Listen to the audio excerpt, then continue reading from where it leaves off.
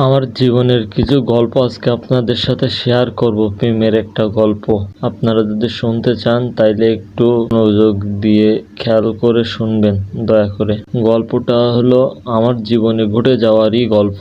বাসা থেকে বের হয়ে আমার মনটা সেদিন অনেক খারাপ। তো আমি বাসা থেকে বের হয়ে দোকানের দিকে যাইতে যাইতে দোকানে গেলাম, যে একটা পান কিনলাম। পান কেনার পরে আমি দোকানদারকে 50টা টাকা দিলাম। দোকানদার আমাকে ব্যাগ দিল, একটা 20 টাকার লোট, দুইটা 10 টাকার লোট। একটা 10 টাকার লোট একটু ছেঁড়া ছিল। আমি বললাম, ভাই আমারে ওই নতুন লোটটা একটু দেন প্লিজ। তো দোকানদার ভাই বলল, আচ্ছা দিচ্ছি বলে আমারে দিল।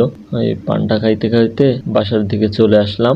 বাসার দিকে আসার পরে আমি ওই টাকাগুলো আমার মানিব্যাগে রেখে দিছি। ওইটা হঠাৎ করে দেখি যে ওই মানিব্যাগে কারোর যদি বন্ধুত্ব করতে ইচ্ছা হয় তাইলে এই নাম্বারে একটা SMS দিও। আমার তো তেমন কোনো বন্ধু নাই। তো আমি ওই জায়গা থেকে ওই নাম্বারে একটা SMS দিলাম। SMSটা হলো, হাই আসসালামু আলাইকুম।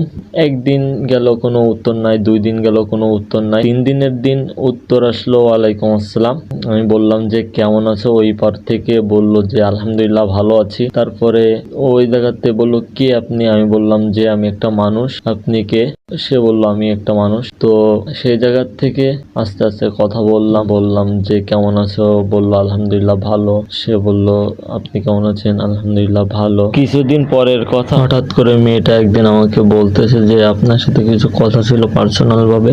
আমি বললাম যে বলো কি বলতে চাও। তখন আমি তুমি করে বলতাম। আচ্ছা, বললো যে আপনার নাম্বারে কি ফোন দেওয়া যাবে? আমি বলছি জি, তোমার জন্য তো সবকিছুই আমার জন্য ফ্রি, ফোন দাও। ফোন দিল, দিয়ে সালাম দিল, উত্তর দিলাম। ও বললো কি আপনার তোমার কোনো গার্লফ্রেন্ড আছে? আমি বললাম না, আমার কোনো গার্লফ্রেন্ড নাই। তো আমি বললাম তোমার কি কোনো বয়ফ্রেন্ড আছে? বললো না।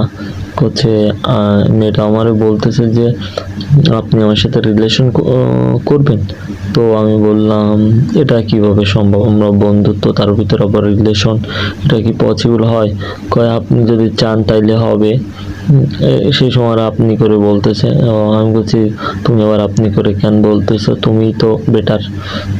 বলতেছে ওই যে আপনি আমার সাথে রিলেশন করতে চাচ্ছেন না, তো তার জন্য এটা বললাম। আমি বলছি আচ্ছা তুমি করে বলো, করবো।